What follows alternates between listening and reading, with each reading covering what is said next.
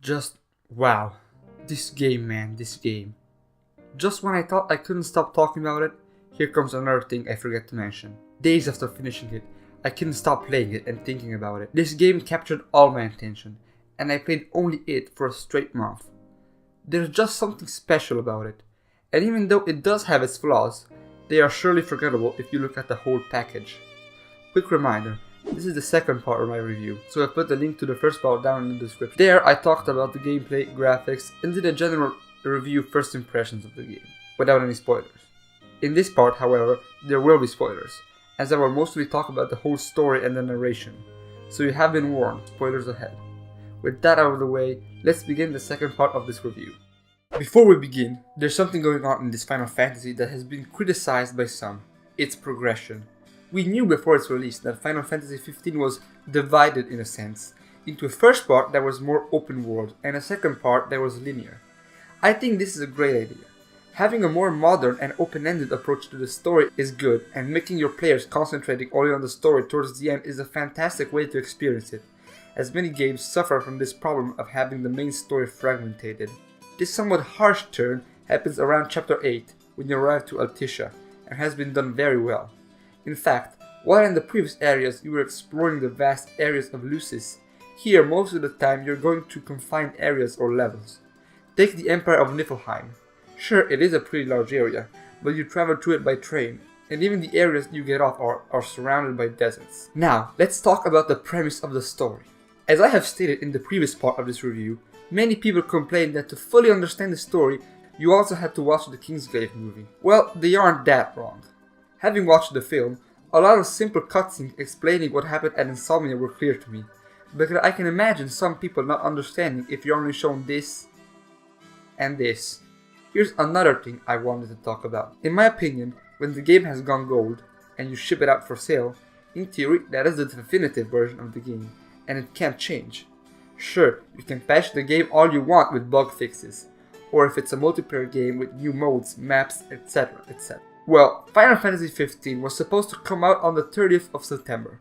Instead, it got delayed as the team wanted to make sure that, out of the box, that was the definitive package. Instead, the day one patch included cutscenes from the movie to further explain what happened. And now the director is talking about future updates to add and improve story. He says that people should now get used to story updates, as it will be the future of gaming. No, goddammit, I don't want games like this. Sure, this game has some flaws, but that's just the beauty of it. Before delving into the story, I want to take a minute to talk about the real miracle of this game: the characters. Having 4 friends as the main protagonists of your story was a risk, as if they had been stale or bland it would have ruined the whole story. Also, they were all male, so it seemed even harder to create a diverse cast. In fact, when I was deciding if buying this game, I thought that Noctis would have been a really bad protagonist, and that Prompto would be annoying as fuck. I am gladly happy to say that this is one of the most memorable cast of characters ever, but I was a bit right about Prompto. Let's start with those 4 first. They have all known each other for a long time now, so there's the right chemistry between them. Gladio is the muscle-wielding big bro figure, always protecting everyone at the risk of his own safety. Ignis is the intelligent one that devises smart plans to take down the enemy and seems the most mature one. Oh, and he makes awesome looking food. Prompto is the annoying little fucker that's always ramped up about everything and seems a little childish. And then there's Noctis, the one with the most well thought out and interesting character development throughout the whole entire game. He begins as an arrogant prince, going to marry his childhood friend and tired of his never present father. However, the events that unfold turn him into a completely different person, but more on that later. Let's talk about the side characters now. Regis, for example, is the king of Lucis, wielder of the crystal and Nox's father, and he only shows up for about 10 minutes in total in the whole game. However, his presence is felt throughout it. It's his death, and as we later know, his sacrifice to put the events in motion. Cindy, well, what more can I say about her? Cid, Cor, Talcott, Iris, Arania. There are many additional characters that add to the story, but they sure as hell make it a special one. Each has their place in the world, have a motivation to do what they're doing. And for me, they're just well made and put in for a purpose, not just so you can have someone else to talk to. And finally, we have Luna Freya, a very mysterious character, as for the first half of the game you have no idea what happened to her and what she is doing. In fact, basically the first part of the game is spent chasing her, and with that you progress and explore the huge open world of Lucis, until you arrive in Noticia. And here, something happens that I wasn't expecting. At the end of your fight with the Leviathan, Luna dies, as she and Noct only managed to see each other briefly before. Usually, when such an important character like her dies, in some way the hero manages to revive her, but not here. Here, Lunafreya dies after helping Noctis become king, protecting the ring, and basically dedicating her entire existence to these two things. The cutscene that plays when she dies is one of the most beautiful and significant of the whole game, and instead of making it in-engine like every other one, it's a CGI one. These cutscenes have importance in the game, as there are only 3 of them in the entire game, in the beginning, in the middle, and at the end. As this is a fantasy tale, there has to be heroes and the baddies. The main enemy here is the Empire, as they have invaded Lucis and killed its king. Right from the start of the game, there are tensions between the two sides, but after the fall of the capital city things become much worse. You are being hunted down, continuously interrupted in your travels by Imperial ships transporting troops. Yadulas, the Emperor, should be the main antagonist, but is quickly put aside, and is a very minor character. However, here enters the fray the most mysterious man of all Final Fantasy XV, Ardyn, the Imperial Chancellor. Right from the get-go, you immediately sense a danger from him, and you don't know if it's his appearance, his dialogues, or how he acts. He is a very interesting character, and you don't know why he helps you, but he has to be planning something. In the end though, his final motivations to why he wants to kill you aren't explained that well, but we'll get to that. And finally, we arrived to where I wanted to. It's time to start analyzing the story and the narrative, especially from chapter 8 onwards. In the first part of your adventure, the open world one, the story and how it was dealt with kept me leaving baffled. So much in fact that, as I said in the first part of my review, to where I played, around chapter 8, nothing really captured my attention that much. The plot points were few, spread between various areas and always confusing. The cutscenes were just bad, as they were too short and were just a few lines of dialogue between different characters. The only one that stood out for me was at the end of chapter 2, where Noctis and the squad fight their way to find out what happened at Insomnia, only to find out the king is dead, and everyone tries to contact someone from the city. Anyway, from chapter 8 the storytelling changes. Narration is more dynamic. There's definitely more tension that helps this, and things rapidly spiral down. You know that Noctis is on a mission, and not an easy one. Receive all the blessings of the gods to truly become king and retake his throne. After that god-awful fight with the Leviathan, no really, I have to say something about this. The first part is a buggy mess where you have no idea what you're doing, and the second part you're just spamming the attack button. Anyway, Luna dies, manages to give you the ring of the Lucy, and Ignis gets blinded, which opens up another point of discussion. You see, I really don't like DLCs in single player games, as they could possibly be content that the developer decided to put behind the paywall. Hajime Tabata specifically said that the 3 DLCs for Final Fantasy, each focusing on one of your companions.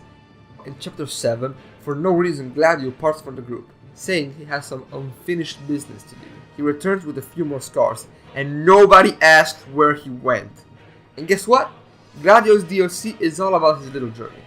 So basically, yeah, they created this little event just so they can make a DLC about Gladio. And I am willing to bet that the Ignis DLC will tell how he lost his eyesight, because you never fully get to know. Anyway, where were we? Ah yes, chapter 10. The group leaves for the continent of Niflheim to receive more blessings and get more ancestral weapons. However, now they are more divided than ever. Ignis can't walk and fight like he once used to, and Gladio says that Noctis has to man up, as he's still brooding over Luna's death and doesn't have the courage to put on the ring. After exploring an abandoned mineshaft, defeating a monster with the help of Ignis' plans, and retrieving another ancestral weapon, they all continue traveling towards the heart of the Empire. And then you get to know from a loading screen that all is well again in the group, for no apparent reason. You just shrug and accept this. After the whole game that you've doubted Ardyn's real intentions, when he kills Luna you're sure, he's a bad guy. But he isn't a generic one. In fact, he seems to target exclusively Noctis. This can be seen in chapter 11, when he starts fucking with Noctis' mind and tricks him into throwing Pronto off the train. You can't stop your journey, so Pronto has to be on his own. In chapter 12, you arrive in Tenebrae, which is one of the places I wanted to explore the most. However, you find it aflame. Arania agrees to help you rescue the civilians and gives you two of her best engineers, Biggs and Wedge, names that have appeared in almost every Final Fantasy, to drive the train. They find one of the astrals, Shiva, has been killed, but not really. She has always disguised herself as Gintiana, that was supposed to be a messenger of the gods, but in the end she was actually a god herself. And now begins Chapter 13, one of the most controversial and hated of the entire game, and I'll tell you why. So, until now, you've definitely felt a sense of linearity and more closed levels, but in Chapter 13 this assumes a whole other meaning. You arrive in the Imperial capital, Gralia, only to find it deserted, wrecked, and crawling with demons. You escape from the train with the regalia, and after one final run, your mechanized companion exhales her last breath. You then get separated from Ignis and Gladio, and suddenly you can't summon your weapons, due to Arden's dark magic. And then comes corridor after corridor after corridor of you battling with only the ring some enemies, and nothing else.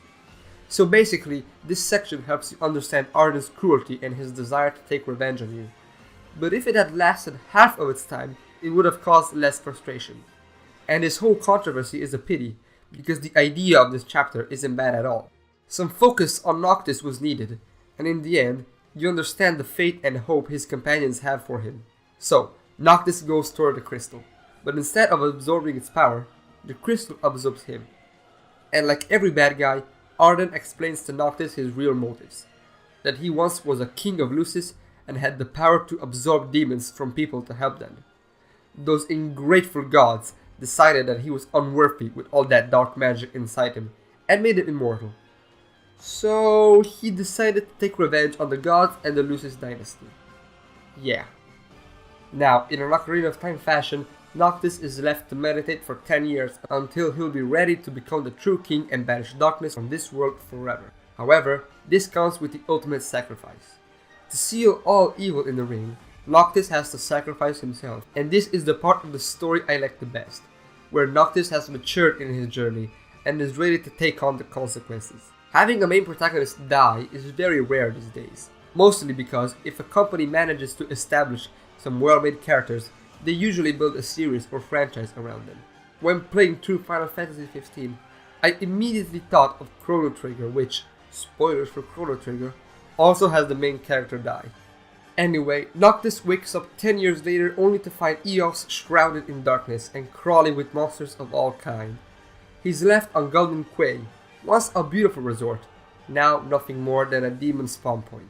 It seems like he has to go on foot all the way to Hammerhead, hoping he would find someone there, and I like how even the game makes you feel miserable. Of course, once you get to a road, Talcott comes by, recognizes Noctis, and offers him a lift. While driving through this once familiar land now turned into hell, Talcott explains what happened during this year, telling of all the characters you've met and most importantly what happened to your friends. He explains that all three of them are hunting down demons and protecting people, but they aren't as united as before. In fact, they are rarely seen altogether. When you arrive to Hammerhead, your companions of a life are there to greet you once again, after 10 years. They will have to travel to Insomnia, to defeat Arden once and for all. This is gonna be the final showdown. If there's one thing I have to complain about, is that the greetings seemed a bit too mundane. I mean, you're meeting your friend that you thought dead after 10 years. And I also would have liked at least seeing some other characters, like Iris, Cor, Cindy. But overall, the chapters have been upping their quality, and honestly, the story is actually one I'm fully involved in. There's just something special knowing you're about to finish a game you've poured so many hours into, and having to say goodbye to the characters you've come to like. Anyway, the group arrives at the capital with some awesome outfits, and there's just a battle after the other. Noctis and his friends face and defeat many monsters, some even with the help of the gods, until they arrive in the courtyard. Here, Ifrit stands guard, and you finally realize what the opening scene of the game was all about. After a tough but well thought out battle with him, Noctis is finally ready to confront Arden. And from here, all that follows is one heartbreaking scene after the other. Noctis knows that this is the final confrontation, and bids farewell to his friends, but not before asking them if he could take with him one final picture. Now, I really like this part, as you don't know if Prompto, Gladio and Ignis know that Noctis has to die, and why the farewell is short, or if they had already made their peace on his decision. You enter the throne room and you are greeted by a brutal but effective spectacle. 4 bodies hang in chains from the ceiling, and they are Regis, Luna, the Emperor, and Nyx Ulrich, the protagonist from Kingsglaive. Anyway, the final boss is Arden, and it's his power against that of the crystal. After a 3-phase, pretty easy and awesome looking boss fight, you finally defeat him, but it's not over yet. Noctis, alone, goes to reclaim his rightful throne, and with a beautiful CG cutscene, he evokes the Kings of Lucis, which stab and stab and stab him, until the one that has to deliver the final blow is Regis, his father, who watched his own son get killed. Now, this scene is done with simplicity and without over-dramatization, and I think it's done perfectly. This gets even more sad once you start analyzing the lore of the game, because there is a theory going on that Regis would have been the chosen one, but for some unknown reason, when Noctis was born, he instead became the one to be sacrificed. Noctis, with the help of his ancestors, his friends, and the epic music in the background, defeats Arden's soul, liberating the world from darkness forever, and finally resting in peace, thus ending the Lucis ancestry. And after 10 years, the sun shines on Eos once again. Credits roll, and you realize that Noctis, the main protagonist, the one you've connected with throughout the whole adventure, is dead, and his friends will never see him again. I got to admit, I got pretty sad during this part. However, I wanted more, and the game did. Now, this is hands down the most emotional and well-made cutscene of the entire game, and it's right up there with other games too. Noctis has to tell his friends that he, in the end, has to die, and after some difficulties, manages to spit it out, saying they are the best friends one could ever hope to have. Tears were welling out from every pore of my body, and then, what does the game do? Another cutscene, showing Noctis and Luna both in royal clothes in the afterlife, finally together, this time forever. And then the logo is explained, but once you think it's finally over, then comes Noctis 2 and the logo is finally complete.